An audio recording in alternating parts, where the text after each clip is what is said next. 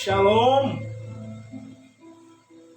salam damai dan sukacita yang dikerjakan oleh Allah Roh Kudus buat kita semua pada pagi hari ini. Kembali saya akan memberkati kita dengan kebenaran firman Allah dengan judul Perikop Karya Penebusan Kristus, yang terambil dalam kitab Yesaya pasal 7 ayat yang ke-14. Bunyi firman Allah, "Sebab itu Tuhan sendirilah yang akan memberikan kepadamu suatu pertanda. Sesungguhnya seorang perempuan muda mengandung dan akan melahirkan seorang anak laki-laki, dan ia akan menamakan dia Immanuel."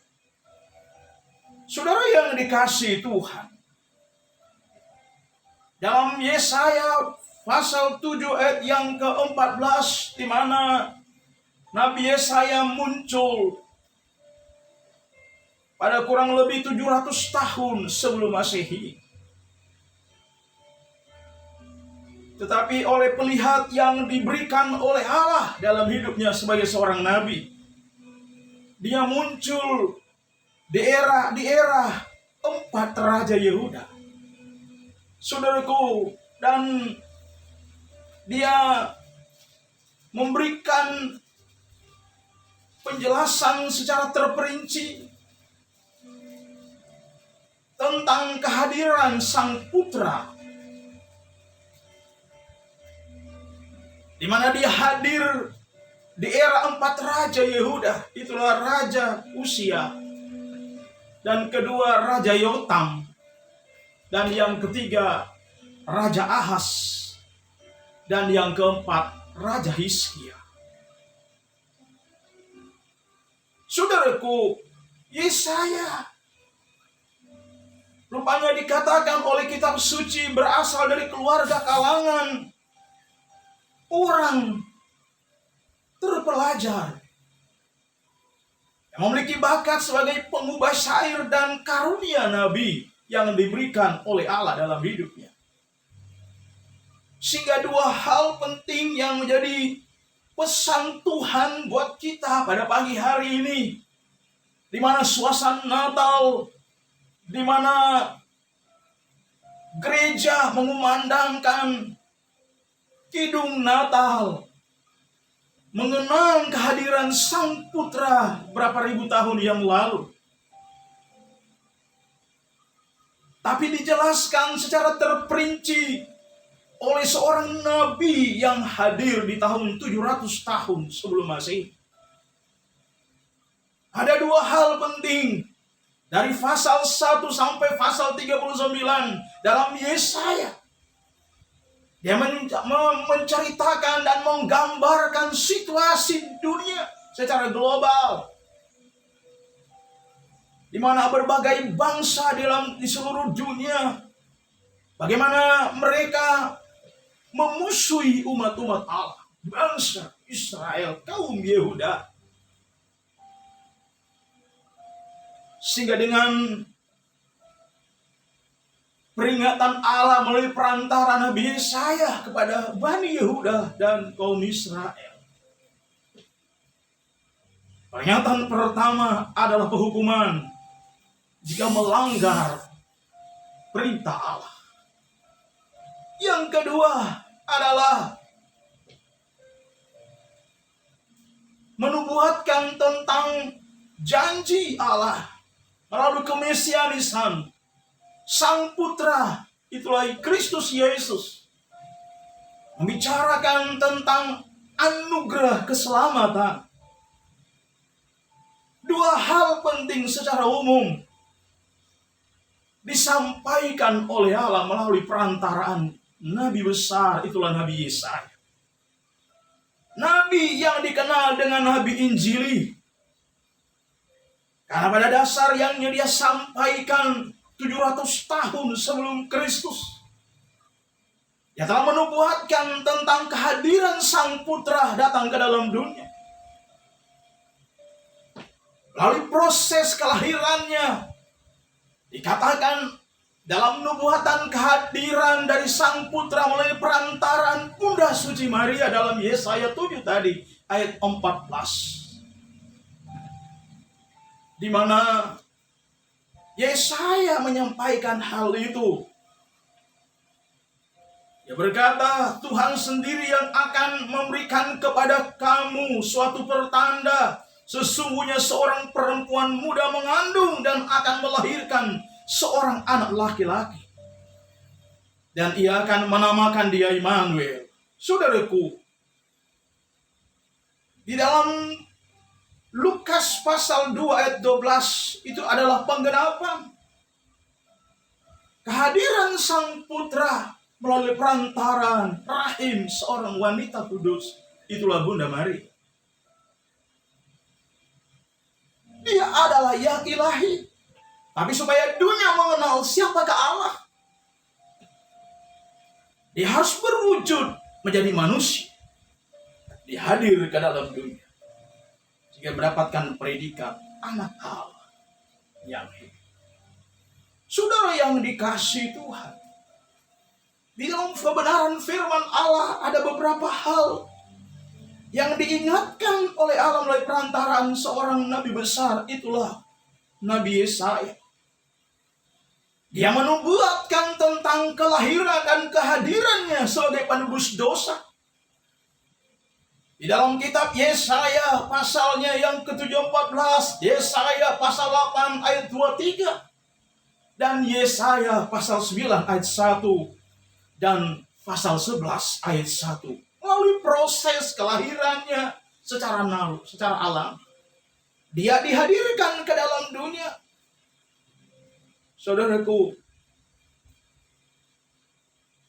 yang kedua, hidupnya yang penuh dengan derita.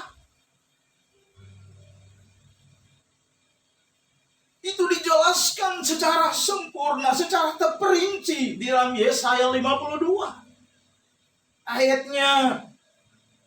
Mulai ayatnya yang ke-13.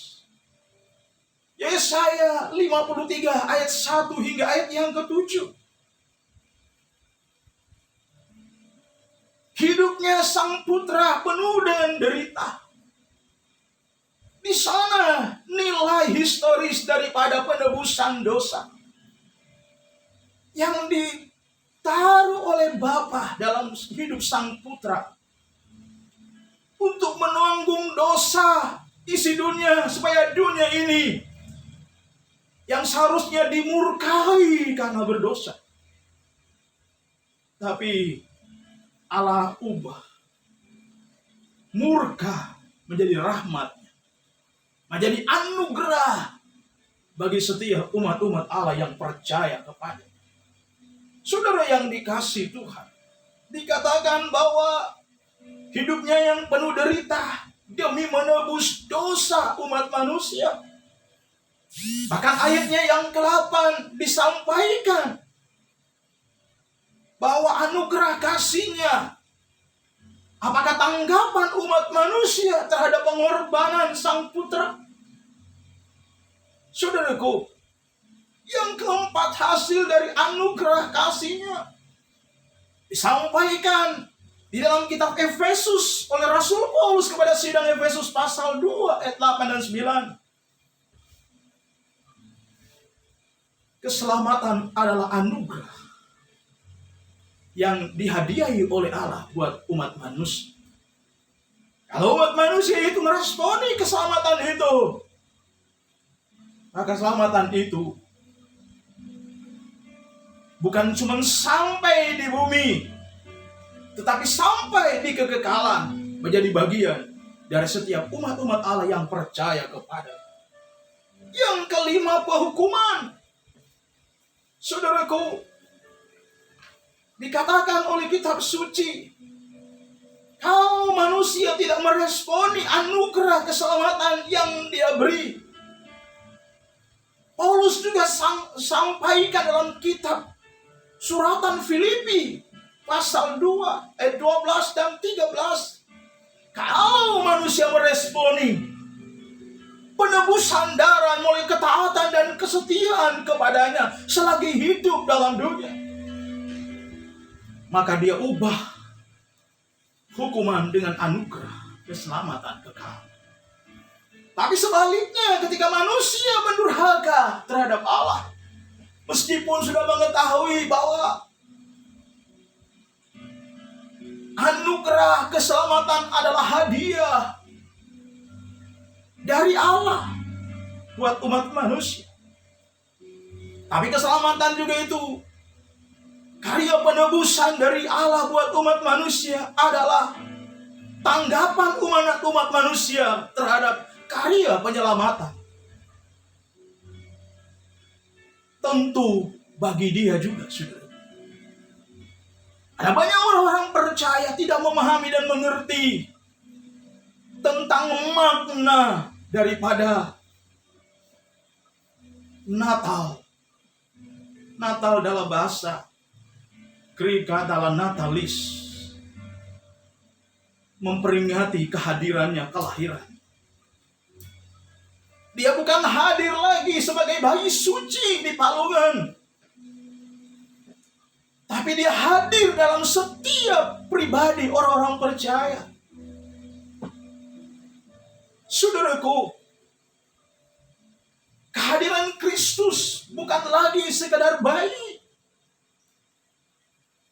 tapi kehadirannya adalah membawa hidup kita dari kehidupan yang melukai, mendukacitakan hati Allah, dari menyenangkan hati Allah selagi hidup dalam dunia ini, berdampak bagi dunia, dapat menggarami dunia yang penuh dengan tawaran karena dosa, dapat menerangi dunia ini yang penuh dengan kegelapan. Karena itu Nabi Yesaya sampaikan dalam Yesaya 59, kehadirannya datang ke dalam dunia selain dia juru selamat, tetapi dia juga adalah hakim yang adil dalam Yesaya 59. Allah, umat-umat Allah tidak meresponi apa yang dia sampaikan, akan melakukan hal-hal yang mendukacitakan hati Allah. Akibatnya murka Allah akan datang. Sebaliknya, kalau umat-umat Allah meresponi anugerah keselamatan, meskipun dunia ditimpa dengan kekelaman dalam Yesaya pasal 60, wujud dari cinta kasih Allah kepada dunia dalam Yesaya 60 ayat 1.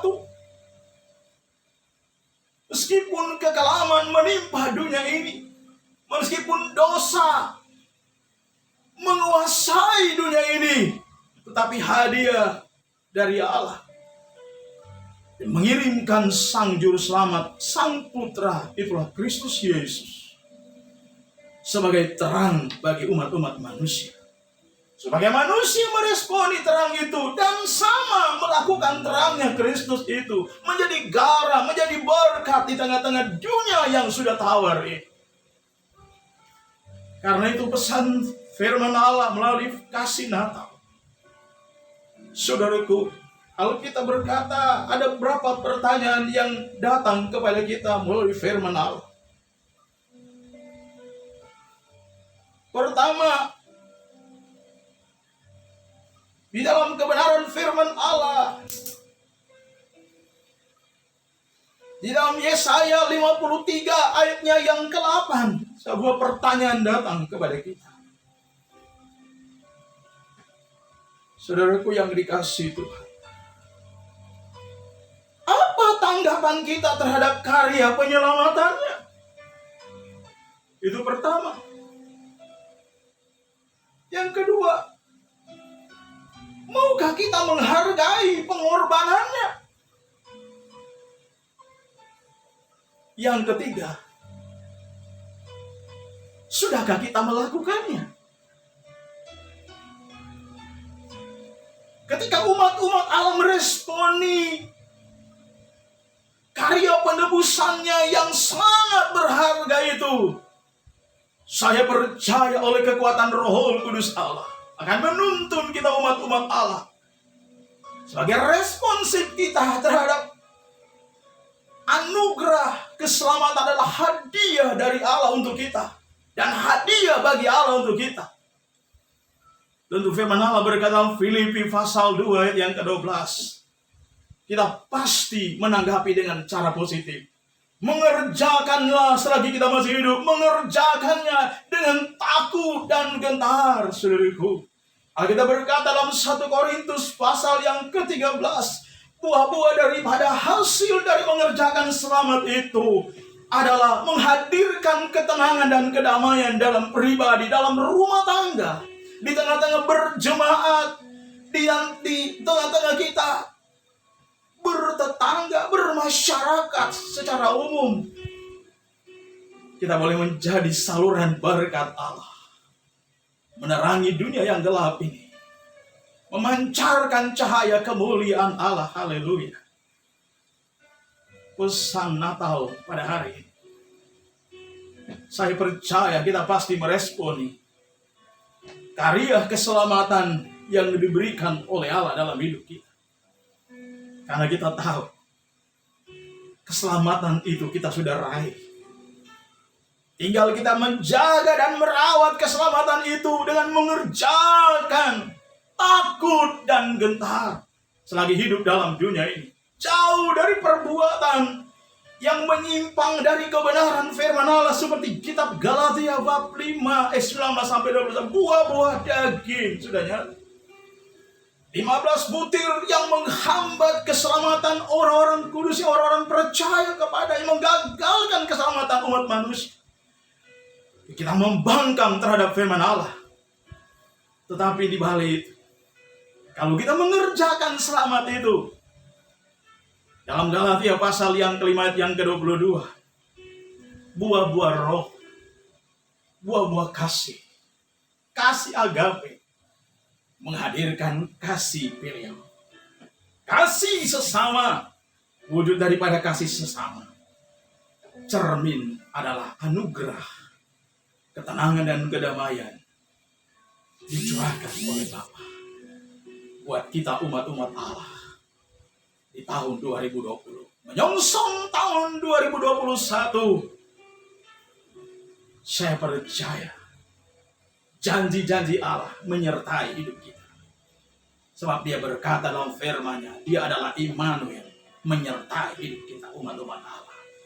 Demikianlah kebenaran firman Allah yang kami sampaikan pada pagi hari. Kiranya menjadi berkat buat kita semua. Haleluya. Mari kita berdoa. Bapa surgawi, dalam nama Tuhan Yesus Kristus, Kami telah selesai menyampaikan kebenaran firman Allah. Biar kiranya kami menanggapi karya keselamatan Allah itu dengan mengerjakan keselamatan dengan takut dan gentar. Selagi kami ada, kami masih hidup, kami masih bergerak. Engkau memberikan kami talenta untuk kami mengerjakan keselamatan selagi kami ada dalam dunia ini, berdampak bagi dunia ini. Terima kasih Bapak, meteraikan firman Allah dalam hati setiap pendengar yang telah mendengarkan firman Allah pada pagi hari. Di dalam nama Tuhan Yesus Kristus, Tuhan dan Juru Selamat kami berdoa dan mengucap syukur. Haleluya, haleluya, amin. Shalom. Tuhan memberkati kita semua pagi hari ini. Haleluya.